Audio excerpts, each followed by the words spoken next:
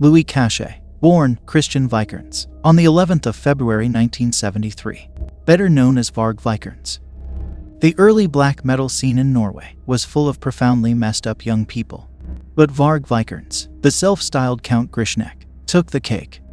After rising to prominence in the black metal scene with his atmospheric solo project, Burzum, Vikernes' musical profile rose when he joined the band Mayhem, black metal's leading voice in the early 90s. Described as the most notorious metal musician of all time, Vikernes remains controversial for his crimes as well as his political and religious views. He promoted views which combined Otanism and esoteric Nazism, and openly embraced Nazism during the mid-late 1990s. On the 6th of June 1992, the Fantoft Stave Church in Norway, dating from the 12th century and considered architecturally significant, was burned to the ground by arson. The cover of Burzum's EP, Ashes, is a photograph of the destroyed church. By January 1993, arson attacks had occurred on at least 7 other major stave churches, including one on Christmas Eve of 1992. Vikernes was found guilty of several of these cases. He was also charged with the arson of Fantoft Stave Church, although the jurors found him not guilty. The judges called this an error, but did not overthrow the whole case. At the time, media outlets reported that Vikernes was associated with theistic Satanism. In later interviews, Vikernes, while not accepting responsibility for the arsons, said that they were not satanic, but instead revenge for the Christian desecration of Viking graves and temples. According to Vikernes, the arsons were on the anniversary of the Lindisfarne Viking raid. Vikernes claimed that all the burnings, except for the one at Stavanger, were done by one person. After a few years of what can be seen as a superficial friendship and music partnership, the tension between Vikernes and bandmate Euronymous grew to an obvious issue. Those close to the Norwegian black metal scene agreed that the murder had ultimately been the result of a power struggle between the two. Before the murder of Arseth, there had been rumors that Euronymous was planning to torture and murder Varg for his disruptive, compulsive need for attention that had reached to the point of burning churches. Euronymous, unlike Vikernes, had begun shifting his attention to the business aspect of music, and had become irritated with Vikernes' focus on obtaining the edgy and scary imagery of Satanism, death, and pyromania, all of which Varg had been very aware of, regularly identifying Euronymous as a poser, not true to the scene. On August 10, 1993, Norwegian black metal singer Øystein Euronymous Arseth was found stabbed to death 23 times in the confines of his apartment. In May 1994, after months of persistent investigations by the Oslo Police Department, they were able to arrest and charge Varg Vikernes with first-degree murder. Vikernes said the killing was self-defense. He was convicted of first-degree murder, church arson, and possession of explosives. Vikernes unsuccessfully argued for the charge to be reduced to voluntary manslaughter. He was sentenced to 21 years in prison, the maximum penalty under Norwegian law. In March 2009, Vikernes was paroled. He had then served nearly 15 years of his 21-year sentence. On the 22nd of May 2009, Vikernes confirmed that he had been released from prison on probation.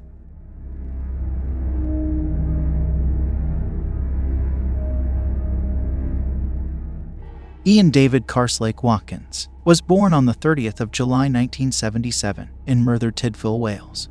Brought up in the Welsh Valleys, Ian was a straight-A student, the stepson of a Baptist minister, and a talented musician. He went on to achieve a first-class honors degree and became world-famous as a rock singer who reportedly refused to do drink or drugs. His band, Lost Prophets, went on to sell over 3 million albums worldwide. But at some point in around 2008, his behavior began to change as he reportedly became obsessed with online pornography and images depicting abuse. Police ignored repeated warnings from Joanne M. Janzelix, the ex-girlfriend of the pedophile rock star. In December 2008, Watkins' ex-partner telephoned Rhonda Sinan-Taff's Children's Services to report the singer had given an infant child cocaine and had touched the child inappropriately. This information was then passed on to the South Wales Police. In March 2010, Crime Stoppers received information that claimed Watkins was involved in child pornography. It stated that he has got images of boys and girls aged around 8 on his computer. He also stated that he wanted to get involved in sexual relations with children. It was also reported that Watkins used cocaine, crack cocaine, crystal meth, and heroin.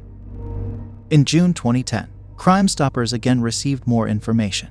It claimed that Watkins was selling drugs to minors to pay for his own heroin and crystal meth habit, and that he had smuggled drugs into the country in his cavities when traveling with the Lost Prophets. It also stated that Watkins obtained, viewed and produced child pornography and watched it on his computer. It said he had claimed to have molested a 4-year-old and used Facebook and Twitter to groom underage boys and girls. Watkins' phone number, address and email address was also produced.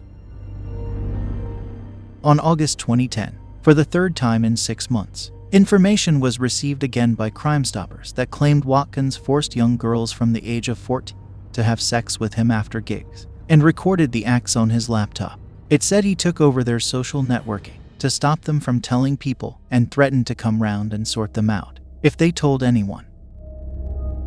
In the October of 2010, a report by a person known as Witness B is made to the Metropolitan Police, which is passed on to the South Wales Police. It states that Watkins boasted about having child porn on his computer and had said he wanted to marry a woman and turn her into a junkie and have children with her and abuse them. The following year, in May 2011, Miss Mjadzelics emails a complaint to the South Wales Police's Association of Chief Police Officers regarding the lack of police action. She explained she had told a detective constable that Watkins was molesting a 4-year-old child and had told her about a 12-year-old he had molested in Los Angeles. She said she had provided the officer with photographs of the 4-year-old that Watkins had emailed to her, and she had provided her mobile phone and laptop to supply evidence of conversations with Watkins. Ms. Mjadzelics concluded her email by disclosing that Watkins was raping at least one 5-year-old girl on a regular basis and had a female accomplice. From February to October 2012, there were another 6 statements that were passed on to the Bedfordshire Police, where Watkins was alleged to have been involved in sickening acts involving the drugging and raping of minors and being in possession of child images. In October of 2012, Miss Mjadzelics makes yet another report to the Bedfordshire Police that Watkins had set up a Twitter account to which superfans sent indecent images of children. This report is made following Watkins' arrest. Finally, on the 19th of December 2012, Watkins was charged at Cardiff Magistrates Court with conspiracy to engage in sexual activity with a 1-year-old girl and possession or distribution of indecent images of children and extreme animal pornography. He was remanded in custody, as were his 2 female co-accused. His barrister said Watkins would deny the accusations. On the 31st of December, he appeared at Cardiff Crown Court via video link from HM Prison Park in Bridgend and was remanded in custody until the 11th of March 2013. The case was adjourned until May, with the trial date set for the 15th of July. On the 26th of November, Watkins pleaded guilty to attempted rape and sexual assault of a child under 13, but not guilty to rape. This was accepted by the prosecution. He further pleaded guilty to 3 counts of sexual assault involving children, 6 counts of taking, making, or possessing indecent images of children, and 1 count of possessing an extreme pornographic image involving a sex act on an animal. His victims included a baby boy, and he sent a text message to the mother of one victim that said, "If you belong to me, so does your baby." A sentencing hearing was held at Cardiff on the 18th of December 2013.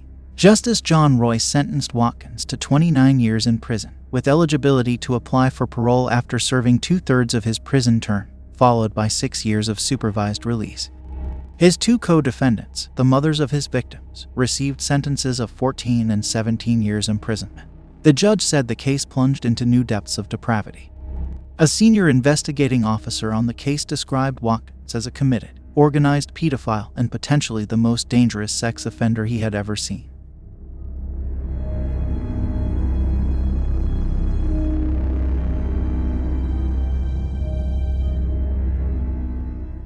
Robert Beausoleil's childhood was fairly normal. Born in 1947 to a working-class French Catholic family, in 1940s California, Bobby Beausoleil's father supported them as a milkman before working his way up the ladder. Despite his sunny name and angelic looks, Beausoleil's youth was full of petty antics and infractions which eventually resulted in a year of reform school when he was 12. When he was 15, Beausoleil was sent to Los Prietos boys camp for 10 months for running away from home and a series of juvenile pranks. After he was released, Beausoleil moved to the Los Angeles area and drifted between there and San Francisco, gravitating towards the emerging counterculture music scene and acting. He became a member of several rock bands including the Orchestra, the Milky Way, and the Grassroots. In 1968, Beausoleil was living with Gary Hinman in Topanga Canyon when he met Charles Manson. He became associated with Manson and the communal group known as the Manson family. Bobby Beausoleil described their relationship as something of a bromance. They would jam together with their shared love of music, fool around off-roading, and camp together. They'd also share sexual experiences from time to time with the same women. He then drifted to the countercultural capital of the world in 1960s San Francisco, and specifically to the Haight-Ashbury neighborhood. There he lived with alternative filmmaker Kenneth Anger, and Beausoleil consequently fell into the film industry. His early forays into film, however, included pornographies. Then Anger cast Bobby Beausoleil as Lucifer in his underground film Lucifer Rising.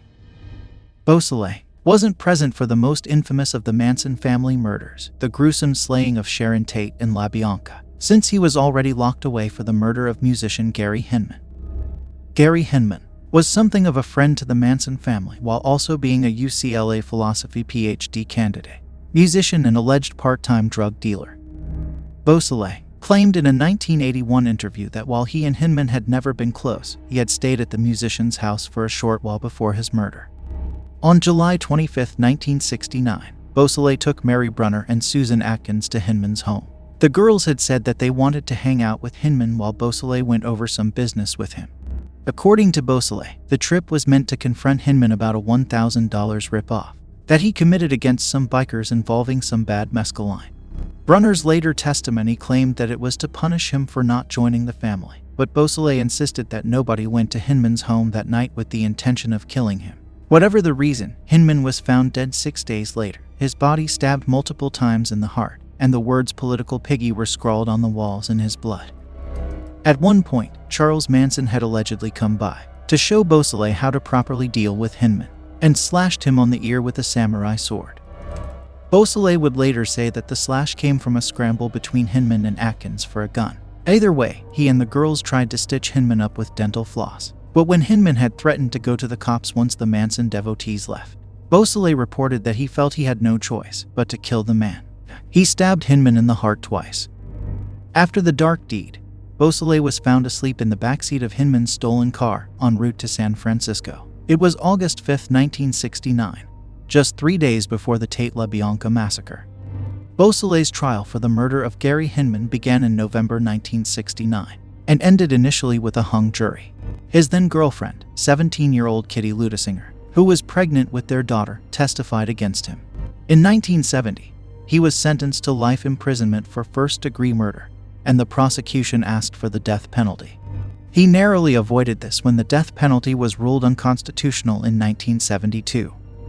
Bobby Beausoleil has been in prison in both Oregon and California since he was 22 years old. Despite this, Beausoleil's life has in some ways continued on. He married behind bars and fathered 4 children. Truman Capote even worked with him on a piece called "Then It All Came Down," which Beausoleil later decried. He has published erotica and recorded music professionally. In fact, the latter is a major reason he was denied parole in 2019. The profits of his music, sold without cooperation from his prison, counted against him at his hearings. According to Deborah Tate, sister to Sharon and a victims' rights advocate who asked, if he can't play by the rules in place within prison, how can he play in a free society?